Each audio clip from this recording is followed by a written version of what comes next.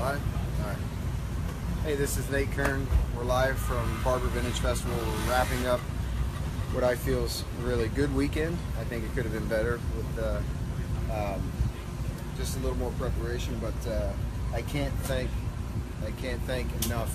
I'm going to go around my BMW R9T, just go around and thank all the little ingredients that made for one big successful package.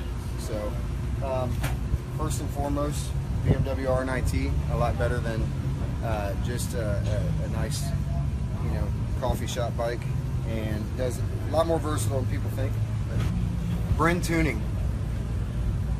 Brentuning was hands down next to the suspension, the SBS brakes, and the carbon fiber wheels and the carbon fiber gas tank from Hillenberger. There's only two of these in existence.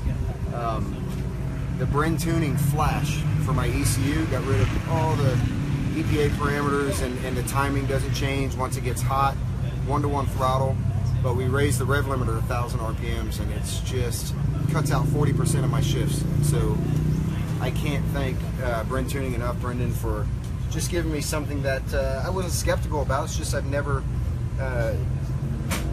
flashed an ECU, but now I see what the hype's all about. So it was very, very helpful. So thank you very much.